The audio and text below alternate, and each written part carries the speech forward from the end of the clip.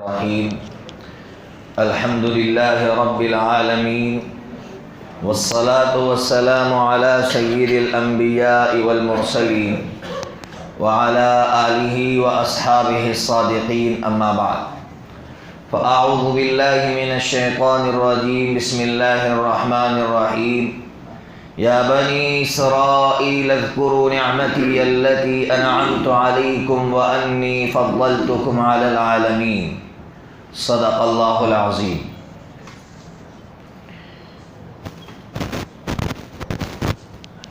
بات یہاں تک پہنچی تھی کہ اللہ تبارک و تعالی نے پاؤ پارے کے بعد، بلکہ پاؤ پارا ابھی پورا بھی نہیں ہوا ہے، ایک رکوع باقی ہے، اللہ تعالیٰ نے حضرت آدم علیہ السلام کے بعد حضرت نوح علیہ السلام کا ذکر نہیں کیا، بلکہ حضرت موسیٰ علیہ السلام اور ان کی قوم کا تذکرہ فرمایا۔ کیوں فرمایا؟ اس کی وجہ کل بتلا دی تھی کہ اللہ تعالیٰ یہ کہنا چاہتے ہیں کہ میرے بندو، سب سے زیادہ چانس زمین پر رہنے کا، خلافت کا، اتنے بڑے منصب کو سنبھالنے کا موقع، چانس سب سے زیادہ میں نے ان کو دیا، لیکن ان میں بڑی بڑی بیماریاں پیدا ہو گئی تو پھر میں نے ان کو صفحہ ہستی سے مٹایا۔ اب اللہ نے اس امت کو یہ خلافت کا منصب دیا ہے۔ اب ہمیں اللہ یہی کہنا چاہ رہے ہیں کہ اگر تمہارے اندر بھی یہ بیماری ہوگی تو تمہارے اوپر یہودیوں کو مسلط کروں گا۔ میں نے کل کہا تھا کہ اس وقت سواد و عرب مسلمانوں پر 80 لاکھ یہودی مسلط ہے، اور وجہ یہی ہے کہ جو بیماریاں ان میں تھی وہ ہم میں ہیں۔ اس لیے سب سے پہلے بنو اسرائیل کسے کہتے ہیں اس کو سمجھیے۔ حضرت ابراہیم علیہ السلام کے دو بیٹے، ایک حضرت اسماعیل علیہ السلام اور ایک حضرت اسحاق علیہ السلام۔ حضرت ابراہیم علیہ السلام کی دو بیویاں تھیں، بڑی بیوی کا نام حضرت سارہ، چھوٹی بیوی کا نام حضرت ہاجرہ۔ اور آپ کو یہ بھی معلوم ہے کہ چھوٹی بیوی سے پہلے اولاد ہوئی ہے حضرت اسماعیل علیہ السلام، جن کو لے کر حضرت ہاجرہ مکہ مکرمہ چلی گئی تھی۔ بڑی بیوی سے بعد میں اولاد ہوئی ہے حضرت اسحاق علیہ السلام، بعد میں ہوئے ہیں۔ یہ بڑی بیوی حضرت سارہ کے پیٹ سے ہے۔ پھر حضرت اسحاق علیہ السلام کے صاحبزادے ہیں، ان کا نام ہے حضرت یعقوب علیہ السلام۔ حضرت یعقوب علیہ السلام کے کل 12 بیٹے تھے۔ آپ نے سورہ یوسف کی تفسیر سنی تھی، اس وقت میں نے بتلایا تھا کہ حضرت یعقوب علیہ السلام کی 12 بیٹے تھے۔ اللہ تبارک و تعالیٰ نے جو یہودیوں یعنی حضرت یعقوب علیہ السلام کی بنو اسرائیل، میں نے کل کہا تھا اسرائیل، یہ حضرت یعقوب علیہ السلام کو کہا جاتا تھا، اور بنو یہ عربی لفظ ہے، اصل میں تھا بنون اسرائیل، نون گرا دیا، بنو اسرائیل یعنی اسرائیل کے بیٹے، حضرت یعقوب علیہ السلام کے بیٹے۔ تو 12 بیٹے تھے، 12 بیٹوں میں سے 2 بیٹوں سے نسل چلی ہے۔ ایک کا نام ہے لاوی یا لاوا، اور دوسرے کا نام ہے یہودا۔ دونوں سے نسل چلی ہے، یہودا سے بھی چلی ہے اور لاوی سے بھی چلی ہے۔ اب آپ کو سمجھنا یہ ہے، حضرت موسیٰ علیہ السلام جو نبی ہے، وقت کے رسول تھے، وہ لاوی کی نسل میں سے ہے، اور میں آپ کو ان کا نسب نامہ سناتا ہوں۔ حضرت موسیٰ علیہ السلام کے والد کا نام ہے عمران، اور پھر ان کے والد کا نام ہے لاوی، اور پھر ان کے والد کا نام ہے یعقوب، اسحاق، پھر ابراہیم۔ تو اس سے آپ کو بات سمجھ میں آ گئی ہوگی کہ حضرت موسیٰ علیہ السلام حضرت ابراہیم علیہ السلام کے بیٹوں یعنی آپ کی نسل میں سے، حضرت یعقوب علیہ السلام کی نسل میں سے۔ اب وہ بیماریاں گنانے سے پہلے کچھ باتیں سمجھیے جس سے ہمیں بہت کچھ سیکھنے کو ملے گا۔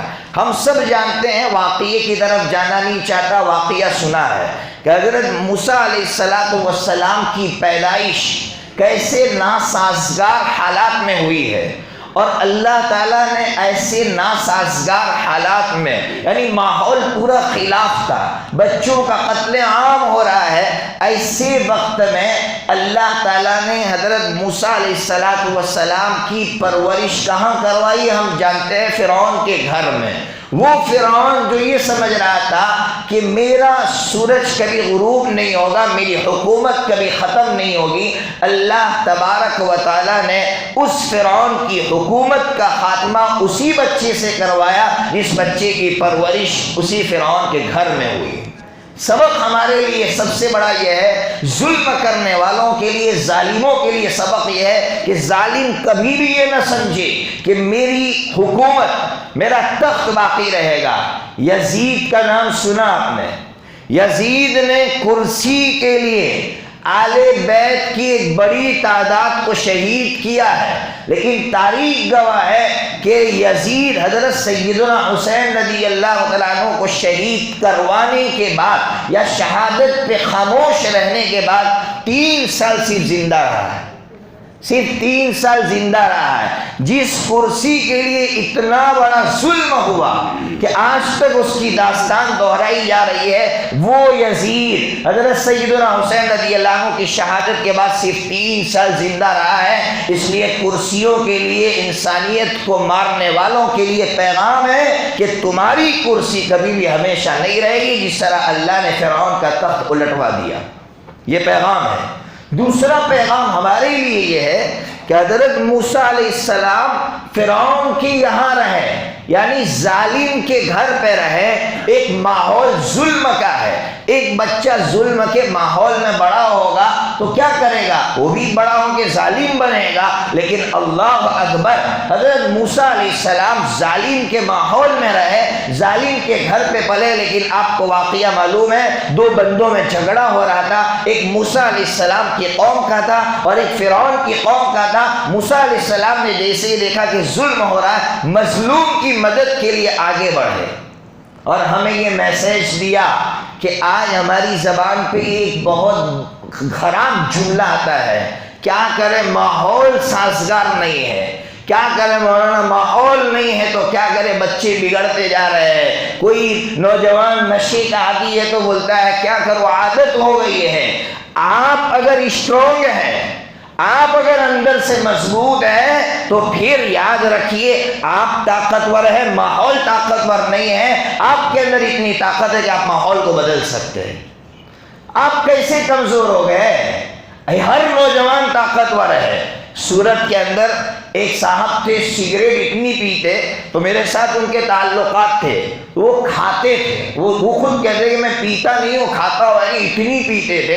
ایک دن مجھ سے ملاقات ہوئی، میں نے ان سے کہا تم مضبوط یا پھر یہ عادت مضبوط؟ ان کے دل پر چوٹ لگ گئی کہ یار بات تو صحیح ہے، میں مضبوط ہوں، یہ عادت تھوڑی مضبوط ہے۔ اسی دن سے انہوں نے سگریٹ پینا چھوڑ دیا۔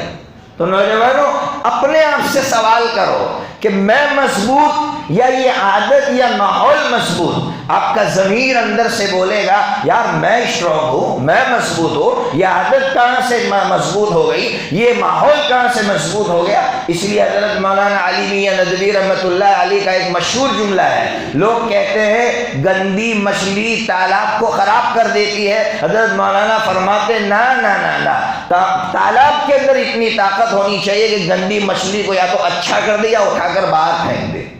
تو ہمارے اندر اتنی طاقت ہونی چاہیے۔ حضرت موسیٰ علیہ السلام اندر سے اسٹرانگ تھے تو ظالم کے ماحول میں رہ کر بھی مظلوم کی مدد کر رہے ہیں۔ ہر نوجوان کے لیے، ہر شخص کے لیے اس میں پیغام ہے کہ اپنے آپ کو اندر سے مضبوط بنائیں تاکہ ظلم کے ماحول میں بھی مظلوم کی ہم مدد کر سکیں۔ پھر آگے آپ واقعہ میں نے کہا نہیں سنا ہوگا، جو ہمیں سمجھنا ہے وہ سکھا رہا ہو، آپ کو بتلا رہا ہو۔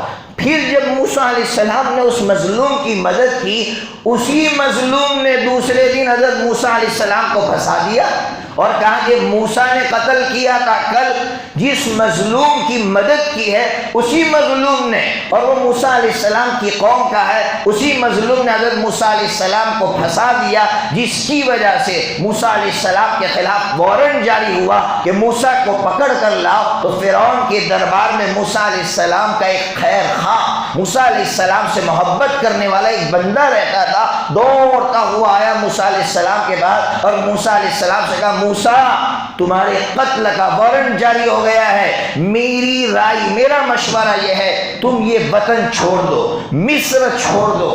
آپ سوچئے ایک بندہ جس نے مظلوم کی مدد کی ہو، وہی مظلوم آپ کو پھنسا دے، آپ کے دل پر کیا گزرے گی؟ یار میں نے اس کی مدد کی تھی میری قوم کا سمجھ کر، لیکن میری قوم ہی نے خنجر گھونپ دیا۔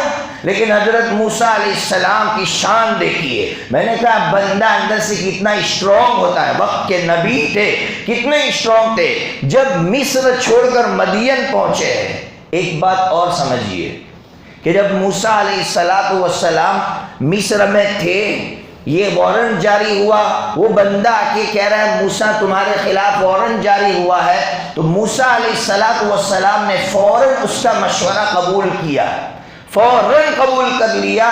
اس سے ایک سبق ملا ہمارے لیے کہ ہمارا خیر خواہ کوئی بھائی ہمیں کوئی رائے دیتا ہے، مشورہ دیتا ہے، تو اس وقت اپنے آپ کو بڑا بتلانے کی ضرورت نہیں، میں تو فائٹ کر لوں گا، میں تو لڑ لوں گا، میں تو سچا ہوں، میں دیکھتا ہوں کیا ہوتا ہے، ایسی زبان ہم استعمال کرتے۔ حضرت موسیٰ علیہ السلام نے کہا نہیں، یہ خیر خواہ بندہ ہے، اس کے مشورے پر عمل کرنا چاہیے۔ وطن چھوڑ دیا، ماں باپ رشتہ دار سب کچھ چھوڑ دیا، اور کہاں چلے گئے؟ مدین چلے گئے۔ 25 کلومیٹر، تقریباً 25 یا 30 کلومیٹر دور مدین چلے گئے۔ اب سنیے گا، وہاں جب گئے دیکھا یار یہاں بھی ظلم ہو رہا ہے، میں اور آپ ہوتے تو کیا سوچتے کہ وہاں مظلوم کی مدد کر کے آیا تو یہ حالت ہے کہ وطن چھوڑنا پڑا، اب کیوں مظلوم کی مدد کرو؟ کہا نا، میرے اندر کا ضمیر مجھ سے یہی کہہ رہا ہے کہ میری پوری زندگی مظلوم ہی کی مدد میں گزرے گی،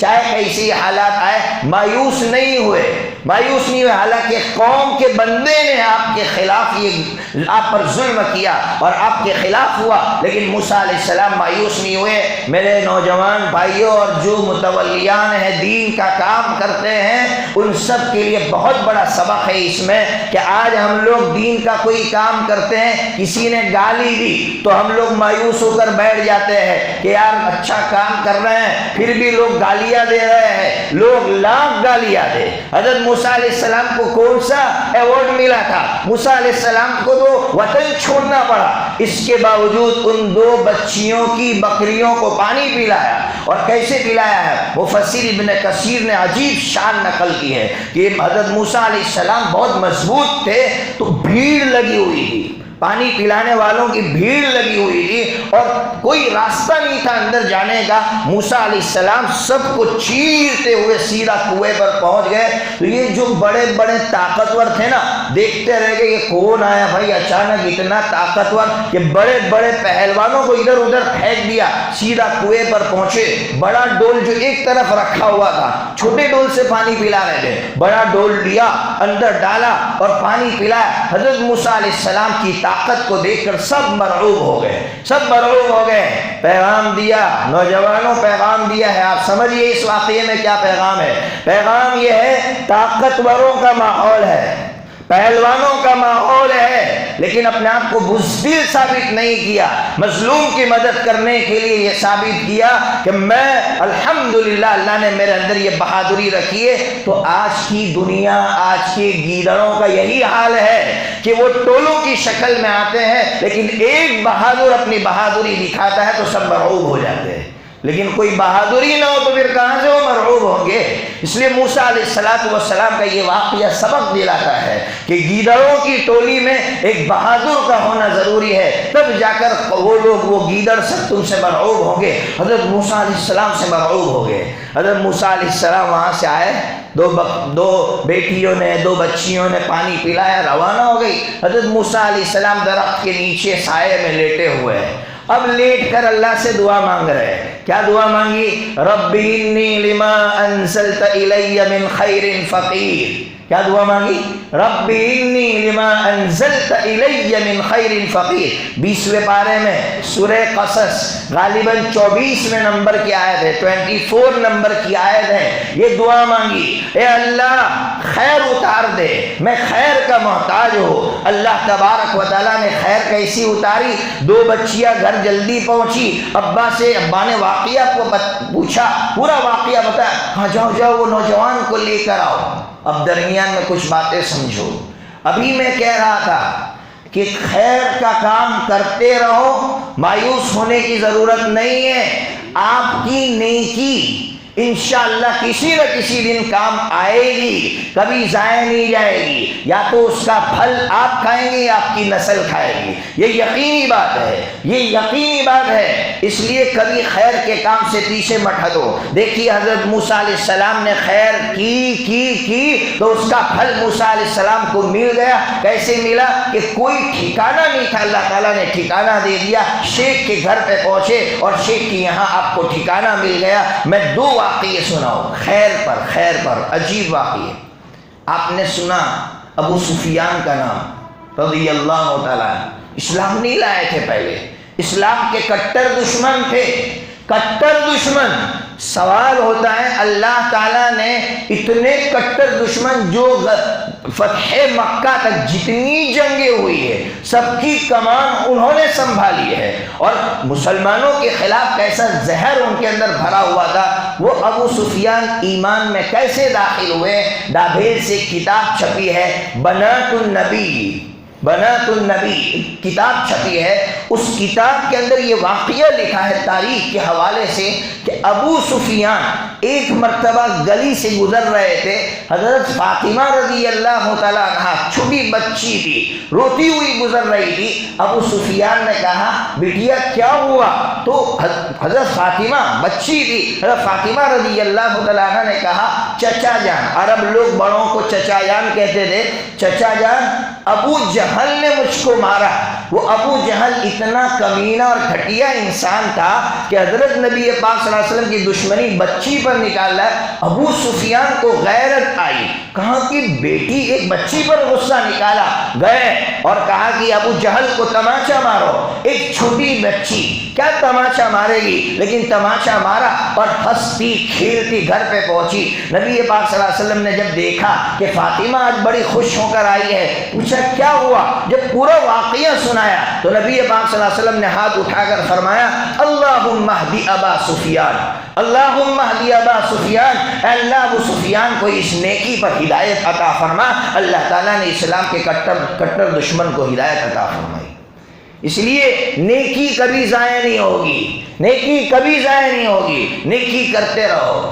حضرت عمر فاروق رضی اللہ عنہ کا نام سنا نا بھائی؟ کتنے کٹر تھے مسلمانوں کے خلاف، کیسے ایمان ملا. ہمارے یہاں تو ایک واقعہ مشہور ہے کہ بھئی نبی پاک صلی اللہ علیہ وسلم کا مرڈر، وہ بہن کے یہاں گئے اور پھر بہن کو تماشا مارا، بہن کا خون دیکھا، دل نرم ہو گیا، اسلام میں داخل ہو گئے. یہ تو بہت بعد کا واقعہ ہے. حضرت عمر فاروق رضی اللہ عنہ کے ایمان میں داخل ہونے کے کئی سبب ہیں، بہت سارے اسباب ہیں. ایک سبب میں سناتا ہوں. ایک عورت کا نام ملتا ہے تاریخ میں ام عبداللہ. جب مسلمانوں پر ظلم ہو رہا تھا، یہ عورت اپنے گھر کے باہر بیٹھ کر اپنا سامان تیار کر رہی تھی، پوٹلا باندھ رہی تھی. حضرت عمر فاروق رضی اللہ عنہ کا جب گزر ہوا، کہا ام عبداللہ کیا کر رہی ہو؟ کہا تم لوگوں کے ظلم کی وجہ سے. عورت کی آنکھ میں آنسو آ گئے. کہا تم جیسوں کے ظلم کی وجہ سے ہمیں اپنا وطن چھوڑنا پڑ رہا ہے، ہمیں اپنے بچے چھوڑنے پڑ رہے ہیں. حضرت عمر فاروق رضی اللہ عنہ کا دل پسیج گیا، نرم ہو گیا، آنکھ میں آنسو آ گئے. مورخین نے لکھا ہے آپ کی یہ آنسو آپ کے ایمان کا ذریعہ بنے ہیں. آپ سوچئے ایک آنسو ایمان کا ذریعہ بنا، ایک آنسو. اس لیے کبھی بھی آپ خیر کریں تو یہ مت سوچے اس کا ریزلٹ کب ملے گا، کبھی نہ کبھی آپ کو ضرور ملے گا. حضرت موسیٰ علیہ السلام کو ملا، شیخ نے کہا کہ جاؤ بلا کر لاؤ. اب موسیٰ علیہ السلام وہاں پہنچے، پورا واقعہ سنایا. شیخ نے کہا گھبرانے کی ضرورت نہیں ہے، فرعون کی جو حکومت کا جو اس کی جو بارڈر ہے اس سے آپ باہر نکل گئے ہیں. ایک بات یاد رکھیے، بوڑھے باپ کی بیٹی پر احسان کیا حضرت موسیٰ علیہ السلام نے، تو اس بوڑھے باپ نے احسان کا بدلہ ضرور دیا۔ اگر ہم پر کوئی احسان کرتا ہے ہمیں احسان کا بدلہ ضرور دینا چاہیے، ہم لوگ نہیں دیتے ہیں۔ یار اتنا تو کوئی اچھا کلمہ تو بول دو۔ بہت سی مرتبہ ایسا ہوتا ہے، میرے استاد محترم، حقیقی استاد نہیں لیکن ان کو استاد سمجھتا ہوں، قاری رضوان صاحب جو ڈابھیل میں پڑھاتے ہیں، ایک مرتبہ مجھ سے کہا کہ مفتی صاحب ایک ہدیہ میں نے ایک مولانا کے گھر بھیجا۔ اب ہماری عادت کیسی ہو گئی، کسی نے ہدیہ بھیجا تو کم از کم جزاک اللہ کا میسیج تو بھیجتے، کچھ بھیجا نہیں۔ فرماتے قاری صاحب دوسری مرتبہ جو ہے کسی دوسرے کے یہاں بھیجا، اب وہ راستے میں ملے، کہا قاری صاحب جزاک اللہ آپ کا ہدیہ پہنچا۔ کہا کب پہنچا؟ تو کہا آج صبح میں پہنچا۔ یعنی آپ سمجھ گئے یہ پہنچانا چاہتے تھے دوسری جگہ، پہلی جگہ جو پہنچا تھا اس وقت کوئی جزاک اللہ نہیں کہا، اور آج بندے نے دوسری جگہ پہنچا دیا، تب ملنے پر جزاک اللہ کہہ رہے۔ آج ہماری قوم کا یہ حال ہے کہ کوئی احسان کرتا ہے تو ہم جزاک اللہ کہنے کے لیے بھی تیار نہیں ہیں۔ ارے بھائی کم از کم جزاک اللہ تو کہہ دو۔ بہت سی مرتبہ دعوت کھانے کے لیے جاتے ہیں تو بہت تعریف کرتے ہیں مردوں کی، ماشاءاللہ بہت اچھا انتظام کیا۔ انتظام تو عورتوں نے کیا ہے، اس نے کہاں کیا ہے؟ کبھی ہم عورتوں کے لیے جزاک اللہ نہیں کہتے کہ اللہ ان کو بہترین بدلہ عطا فرمائے۔ یہ ہماری اخلاقی خرابی ہے، اس خرابی کو دور کرنے کی ضرورت ہے۔ کوئی میسیج نہیں، کچھ نہیں، کتاب پہنچی کہ نہیں، کبھی کوئی میسیج ریٹرن نہیں آتا کہ آپ کی کتاب پہنچی یا نہیں پہنچی۔ یہ اس اخلاقی بیماری کو دور کرنے کی ضرورت ہے۔ کوئی بھی بندہ آپ پر احسان کرتا ہے، احسان کا فوراً بدلہ چکاؤ، جس شکل میں ہو سکتا ہے چکاؤ۔ اس لیے یہ پوائنٹ، اس پر تفصیل ہو سکتی ہے نبی پاک صلی اللہ علیہ وسلم نے کس طرح احسان کا بدلہ چکا، ابھی وقت نہیں ہے۔ اب آگے چلیے، شیخ کے یہاں حضرت موسیٰ علیہ السلام 10 سال رہے۔ اب یہاں دو باتیں سمجھیے، جب حضرت موسیٰ علیہ السلام کو مزدور بنا کر رکھ رہے ہیں تو دو چیزیں دیکھی۔ ایک چیز یہ دیکھی کہ وہ اس جاب کے اہل ہے کہ نہیں، اس کے قابل ہے کہ نہیں، آپ کے اندر وہ قابلیت ہے کہ نہیں۔ تو حضرت موسیٰ علیہ السلام کے اندر قابلیت تھی۔ نمبر 2 یہ دیکھا امانت دار ہے کہ نہیں۔ اس سے سمجھ میں آیا کہ کسی کو مزدور رکھنا ہو تو مزدور رکھنے کے لیے دو چیزیں دیکھی جائے گی، ایک قابلیت اور ایک امانت داری۔ قابلیت اور امانت داری دونوں چیزیں ہیں تو پھر آپ اس کو مزدور رکھیے۔ اور مزدور کے لیے پیغام کیا ہے؟ مزدور جب بھی کوئی کام کرے تو زیادہ کرے۔ حضرت موسیٰ علیہ السلام سے کہا تھا 8 سال ہمارے یہاں رہو گے تو ہم شادی کر دیں گے۔ موسیٰ علیہ السلام 8 سال نہیں 10 سال رہے۔ یہ پیغام دیا ایک مزدور کو کہ آپ کے سیٹ نے کہا ہے اتنا کام کرو، آپ زیادہ کر کے دو گے تو 2 فائدے ہوں گے۔ ایک تو آپ کو کام کبھی بوجھ نہیں لگے گا، آپ کو ایسا لگے گا میں نے خوشی سے کام کیا تو کام بوجھ نہیں لگے گا۔ نمبر 2 آپ کی ڈیمانڈ بڑھ جائے گی۔ آج ڈیمانڈ جو کم ہوتی جا رہی ہے اس کی وجہ یہ ہے کہ جتنا کام ہے اس میں بھی ڈنڈی مار رہے ہیں۔ موسیٰ علیہ السلام نے 2 سال بڑھا کر کام کر کے دیا۔ بہرحال شادی ہو گئی۔ اب یہاں ایک پوائنٹ سمجھیے، جو یہاں باپ بیٹھا ہوا ہے، مائیں سن رہی ہے۔ حضرت موسیٰ علیہ السلام کی جو شادی ہوئی ہے، شیخ کی 2 بیٹیاں تھیں، 2 بیٹیوں میں سے چھوٹی بیٹی سے شادی ہوئی، ابھی بڑی بیٹی کی شادی ہوئی نہیں ہے۔ سمجھ گئے آپ؟ ہماری سوسائٹی میں کیا انتظار کیا جاتا ہے، بڑی بیٹی کا پیغام آ جائے اس کے بعد چھوٹی بیٹی کا نکاح ہوگا، تب تک وہ بیچاری چھوٹی بیٹی جس کے بار رشتے آ رہے ہیں ہم اس کو ٹھکراتے ہیں۔ یہ سبق دیا جا رہا ہے کہ حضرت موسیٰ علیہ السلام کی جو شادی ہو رہی ہے شیخ کی چھوٹی بیٹی سے ہو رہی ہے، جبکہ ابھی بڑی بیٹی کا نکاح ہوا نہیں ہے۔ تو ہمیں یہ پیغام دیا اللہ تعالیٰ نے اس واقعے کے ذریعے سے کہ اس چکر میں مت رہو۔ 2 بیٹے ہیں، ایک بڑا ہے ایک چھوٹا ہے، چھوٹے کا پیغام آ گیا بسم اللہ، بڑے کا پیغام ابھی نہیں آیا، معاشرے کو چھوڑو، معاشرہ تمہارے ساتھ جینے کے لیے نہیں آنے والا۔ معاشرہ لاکھ تمہاری بیٹی کے بارے میں باتیں کرے، اللہ کی طرف سے رشتہ آئیں گے۔ معاشرہ رشتہ نہیں بیچتا ہے۔ معاشرہ کیا کہے گا کہ چھوٹی بیٹی کا پہلے نکاح ہو گیا، اس کا مطلب بڑی میں کچھ خامیاں ہوگی۔ وہ لاکھ خامیاں نکالتے رہے، رشتے اللہ بیچتے ہیں اور اللہ ہی بھیجیں گے۔ اس لیے اس خرابی کو ہماری سوسائٹی کے اندر سے نکالنے کی ضرورت ہے۔ بہرحال اب موسیٰ علیہ السلام بکری چراتے چراتے نبوت مل گئی، آپ جانتے ہیں نبوت ملی، اللہ تعالیٰ نے فرعون کے پاس بھیجا۔ فرعون کے پاس جب بھیجا، فرعون کو دعوت دی۔ ایک بات جو میں سمجھانا چاہتا ہوں آخر میں وہ یہ سمجھانا چاہتا ہوں کہ موسیٰ علیہ السلام نے فرعون کو جب دعوت دی اور فرعون جب بھرے مجمع میں رسوا ہوا کہ موسیٰ کی یہ مجال کہ موسیٰ نے مجھے ہرا دیا، دلیلیں دی، دعویٰ کیا اور دلیلیں دی تو ہار گیا فرعون اس کی قوم ہار گئی، تو فرعون نے دوبارہ اعلان کیا قتل عام کا۔ پہلا اعلان تو آپ جانتے ہیں جب موسیٰ علیہ السلام پیدا ہونے والے، اور دوسرا اعلان اب کر رہا ہے قتل عام کا۔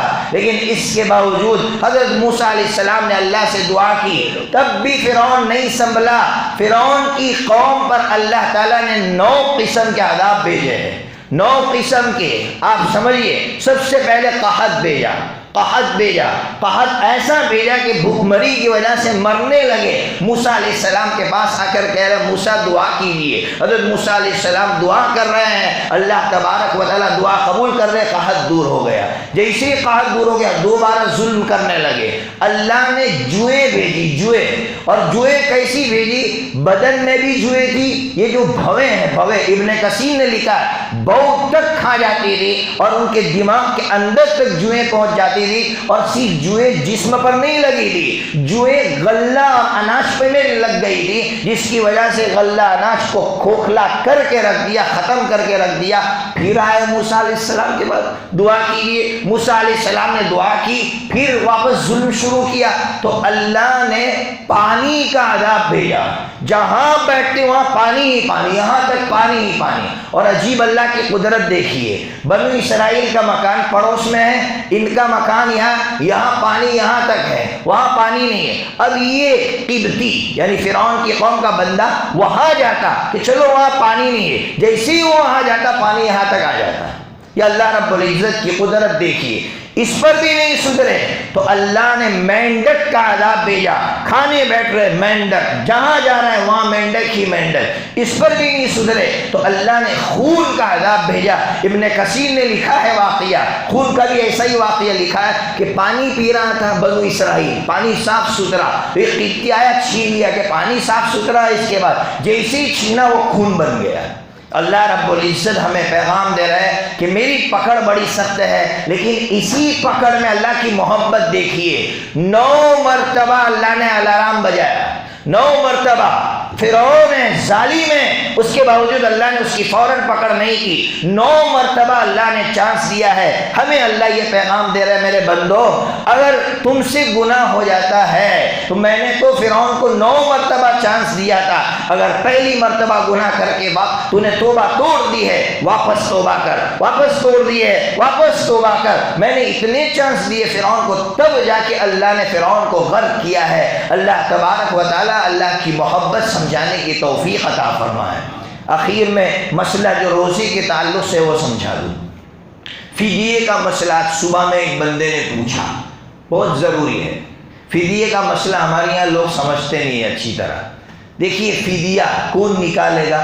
پہلے تو سمجھیے فدیہ شیخ فانی، شیخ فانی جس کو ہم کہتے ہیں ایسا بوڑھا کہ اب اس کے اندر بالکل طاقت ہی نہیں رہی ہے، اس کو شیخ فانی کہتے ہیں، تو فدیہ اس کو نکالنے کی اجازت ہے۔ نمبر 2، اگر جوان ہے لیکن بیماری دائمی لگی ہوئی ہے، یعنی بیماری ایسی ہے کہ کبھی بھی شفا یاب نہیں ہوتا وہ بندہ، یہ بیماری اس سے دور ہوتی ہی نہیں ہے، اگر دائمی بیماری ہے تو اب ایسا نوجوان بھی فدیہ نکال سکتا ہے۔ یہ بات سمجھ میں آ گئی؟ تو فدیہ کون نکالے گا یہ بات سمجھ میں آ گئی آپ کو؟ پھر سمجھیے فدیہ نکالنا کب ہے؟ تو فدیہ اسی دن نکالنا چاہیے۔ ہمارے یہاں انتظار کرتے بھائی مہینہ پورا ہوگا تب نکالیں گے، فدیہ بہتر تو یہ ہے جو اسی دن نکال لیں، لیکن پھر بھی اگر اسی دن نہیں نکال سکتے، مہینے کے ختم ہوتے ہوتے تو فدیہ نکال ہی دینا چاہیے۔ تو یہ ایک دوسری بات سمجھ میں آئی. لیکن ہمارے یہاں کیا غلطی ہوتی ہے, پوری زندگی فدیہ نہیں نکالا, اب باپ مر گیا, تو آپ سمجھو مسئلہ کیا ہے. اگر باپ نے وصیت کی ہے کہ بھائی میرا فدیہ نکالنا, تو 1/3 میں سے فدیہ نکالا جائے گا. روزے کی بات کر رہا ہوں, نماز کی نہیں, نماز کا مسئلہ الگ ہے, روزے کی فدیے کی بات کر رہا ہوں. اگر وصیت کی ہے تو 1/3 میں سے نکالا جائے گا, اور اگر وصیت نہیں کی ہے تو سنو, سارے وارثین کو, جتنے وارثدار ہیں سب کو پیسے ان کے ہاتھوں میں دے دو, اور ان سے کہو تم کو نکالنا ہو, باپ کی محبت ہو تو نکالو. باقی یہ جو ہمارے یہاں سب خوش تھے اس لیے نکال دیا 1/3 میں سے, ہاتھ میں پیسے دو پھر دیکھو کتنے خوش تھے وہ. اس لیے شریعت یہ کہتی ہے پہلے ہاتھ میں پیسے دے دو, پھر جس کو نکالنا ہو وہ نکالے. فدیہ کیوں نکالتے ہیں سمجھو اس کو, تو شریعت سمجھ میں آئے گی. فدیہ اس لیے نکالتے ہیں کہ اللہ یہ کہنا چاہتے تو میرے لیے بھوکا نہیں رہا تو ایک بھوکے کو کھانا کھلا.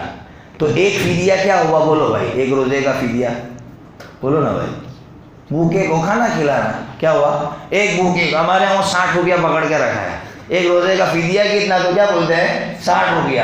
شریعت کی منشا یہ ہے ایک بھوکے کو کھانا کھلاؤ, یہ منشا ہے فدیہ کی. تو پھر ایک بھوکے کو کھانا کھلانے میں کتنے پیسے لگتے, 100 تو لگتے ہو گے منیمم, تو 100 روپیے تو نکالو.